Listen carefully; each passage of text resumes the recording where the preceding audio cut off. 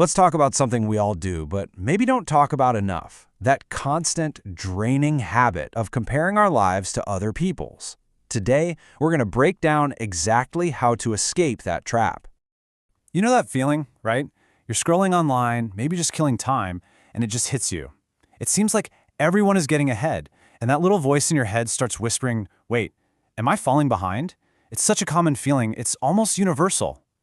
And this slide, wow, this just nails the problem perfectly. On the left, you've got the highlight reel. It's all the good stuff people post.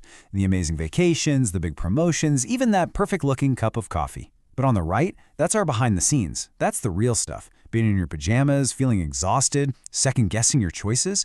We're living our reality on the right, but we're judging ourselves against the fantasy on the left. So how do we break this cycle? Well, it all starts with understanding one fundamental truth, a truth that kind of reframes this whole thing. And this is a simple idea, but honestly, it has the power to change your whole perspective on this. There it is. Let that sink in for a second. You're taking your full, messy, complicated day-to-day life and putting it up against the most polished, curated, best of the best moments from someone else. Of course you're going to feel like you're coming up short. It's not a fair fight. It's not even the same game. I mean, think about it. That amazing promotion announcement, it doesn't show all the late nights and the stress that went into it. That perfect vacation photo, it doesn't show the 20 blurry pictures they deleted to get that one shot. We're all just posting a tiny, shiny little fraction of our actual lives. So the takeaway here is just so freeing. That feeling of being behind isn't real. It's not a reflection of your worth or your progress. It's just a symptom of being a real human with a complex life, while you're looking at a simplified version of someone else's. Okay, so now that we get the trap, let's talk about how to get out of it. We're going to shift from just understanding the problem to a real actionable strategy you can use anytime you feel that comparison anxiety starting to creep in. And the strategy is super simple. It's just 3 steps. First, you just pause. Literally, stop scrolling. Put the phone down. Second, you ask. Instead of looking out at everyone else, you're going to turn your focus inward. And third, you acknowledge. This is all about giving yourself some credit for your own journey. And this right here, this is the key question from step 2. It is designed to completely interrupt that negative thought loop.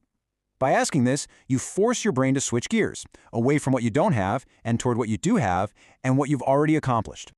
And listen, achievements don't have to be these huge monumental things. An achievement can be just showing up to work when you were exhausted. It can be helping your parents with something. It can be a simple act of kindness to a stranger. These are the small, consistent wins that make up a life, and they absolutely 100% count.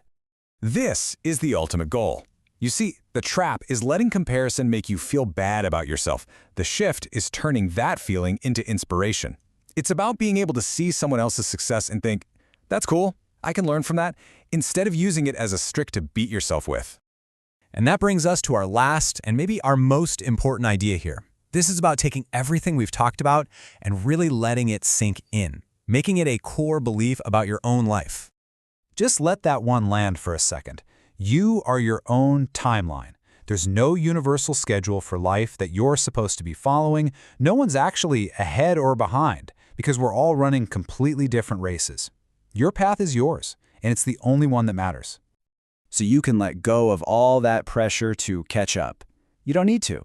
Your journey, with all its twists and turns, has brought you to this exact point for a reason. You're exactly where you need to be, right now. And I'll leave you with this question. In a world that is so obsessed with getting likes and comments and shares, all this external validation, what would happen if the only approval you really cared about was your own?